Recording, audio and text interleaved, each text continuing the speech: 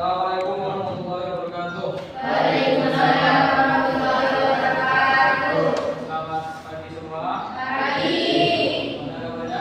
Baik. Sebelum kita mulai pelajaran, tampaknya kita berdoa terlebih dahulu. Silakan, Vivi.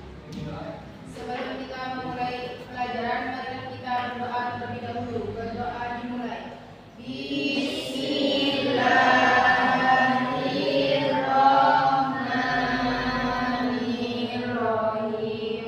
Alhamdulillahirabbil alamin. Ar-Rahmanirrahim.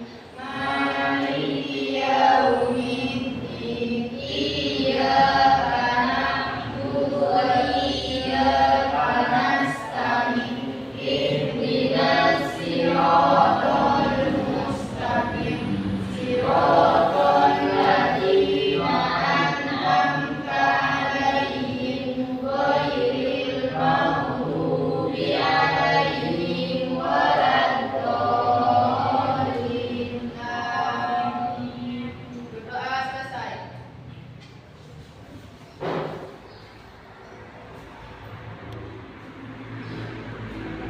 Assalamualaikum. Waalaikumsalam. Dari mana? Tidak juga jiwa. Bisa dengarkan di sini. Apa? Udah ya, tunggu lagi ya. Tunggu lagi, saya turun lagi ya. Kan duduk.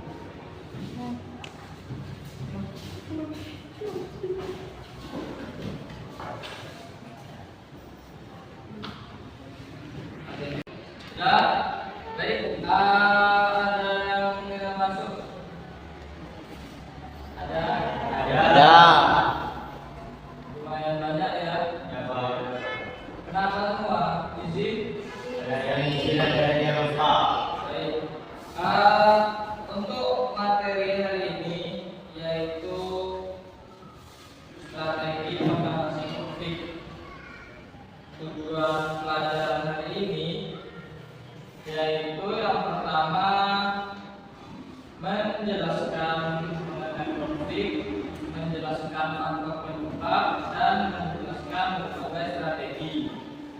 Sebelum mulai pelajaran, apa yang dimaksud dengan konflik? Silakan, Vivi.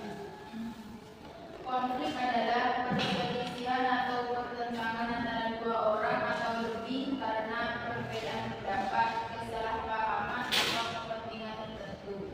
Nah, konflik sendiri atau konflik sosial itu yaitu adalah pertentangan atau perselisihan antara individu atau kelompok karena perbedaan kepentingan, nilai dan tujuan. Contohnya itu banyak. Kayak konfliknya kayak perbedaan pendapat, terus kepentingan pribadi itu banyak. Untuk menerapkan prinsipnya itu ada 5, yaitu sebagai prinsip-prinsip Pancasila. Yang pertama itu ketuhanan yang Maha Esa, yaitu mengakui dan menghormati keberagaman agama yang ada di Indonesia, serta meyakini adanya Tuhan yang Maha Esa sebagai sumber kehidupan. Terus yang kedua itu ada kemanusiaan yang adil dan beradab. Itu prinsipnya menekankan pentingnya penghormatan terhadap hak asasi manusia, martabat dan perlakuan adil terhadap setiap individu tanpa diskriminasi. Terus yang ketiga itu persatuan Indonesia. Prinsipnya mengajarkan kita tentang pentingnya menjaga kesatuan kesatuan dan persatuan bangsa Indonesia serta menghargai keragaman suku, budaya, dan agama. Terus yang keempat itu ada kerakyatan yang dipimpin oleh kebijaksanaan dalam permusyawaratan perwakilan. Prinsip ini menegaskan bahwa negara Indonesia adalah negara demokrasi yang kedaulatan berada di tangan rakyat dan pengembalian keputusan dilakukan melalui musyawarah dan mufakat.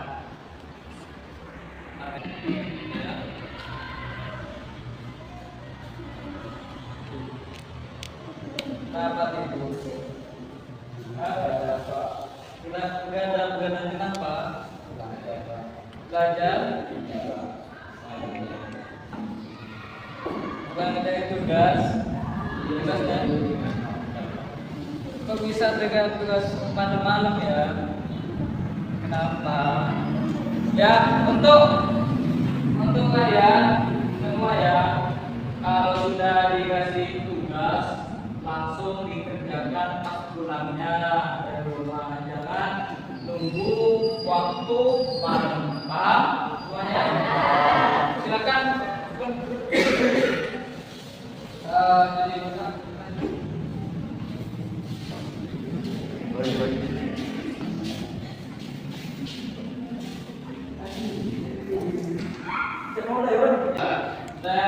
Yang kelima yaitu keadilan sosial bagi seluruh rakyat Indonesia. Prinsipnya itu bertujuan untuk menciptakan masyarakat yang adil dan sejahtera, di mana setiap warga negara memiliki hak dan kesempatan untuk memenuhi kebutuhan dasar dan meningkatkan kualitas hidup. Terus ya, dalam masyarakat yang beragam, konflik dapat terjadi karena perbedaan suku, agama, budaya, bahasa, maupun kepentingan sosial. Untuk menjaga persatuan dan keharmonisan, konflik diselesaikan dengan cara yang tepat. Ada beberapa strategi mengatasi konflik. Yang pertama itu kompromi. Kompromi itu penyelesaiannya dengan cara kedua pihak yang berkonflik saling mengurangi tuntutan sehingga tercapai kesepakatan bersama. Yang kedua itu ada mediasi. Penyelesaiannya dengan bantuan pihak yang bersifat netral dan tidak memiliki kewenangan mengambil keputusan. Yang ketiga itu ada arbitrase. Penyelesaiannya melalui pihak ketiga yang memiliki wewenang untuk memberikan keputusan yang harus diterima oleh pihak yang berkonflik. Terus ada yang keempat yaitu konsiliasi.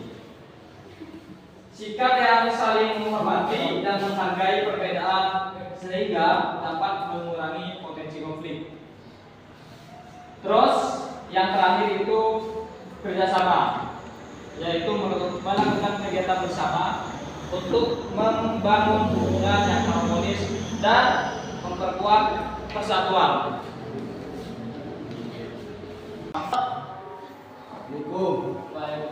Silakan duduk. Lanjut ya. Ada 3 lagi jalur pencegahannya. Yang pertama itu preventif, represif, dan kuratif. Untuk preventif sendiri itu adalah dengan pendidikan toleransi, program pertukaran budaya, dan pelatihan komunikasi antar kelompok. Terus yang kedua itu ada represif, yaitu respon cepat, mediasi, pembatasan provokasi, terus penindakan hukum bila perlu. Terus yang terakhir itu ada kuratif, yaitu rekonsiliasi, pemulihan sosial ekonomi, monitoring jangka panjang agar konflik tidak berulang. Terus untuk rencana untuk mengatasi itu ada beberapa.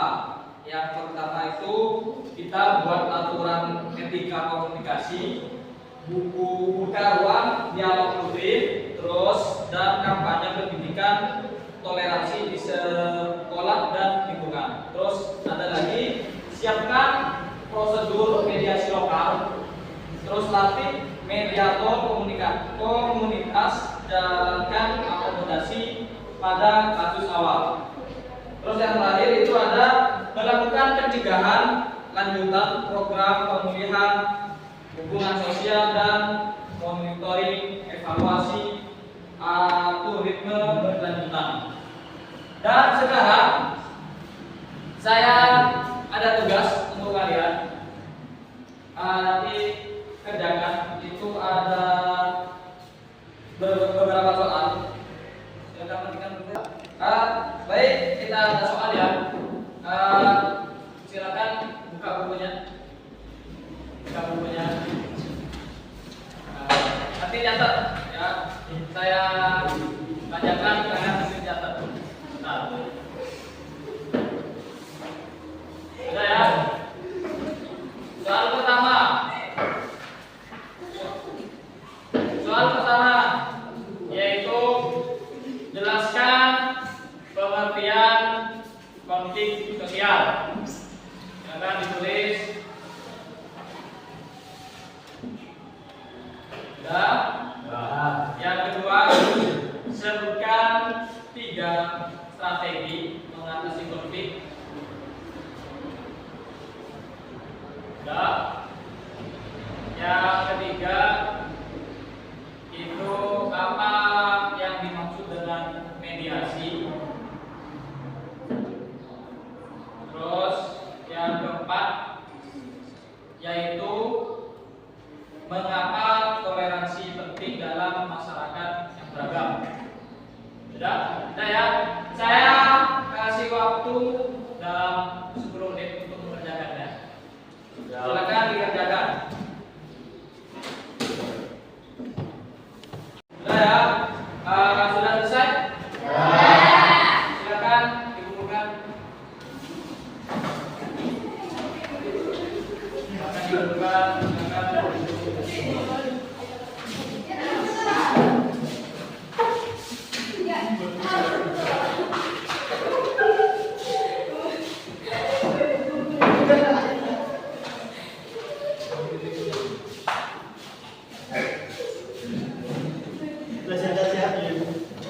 Sudah ya?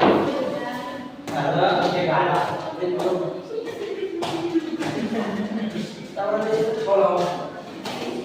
Dan terima kasih ya.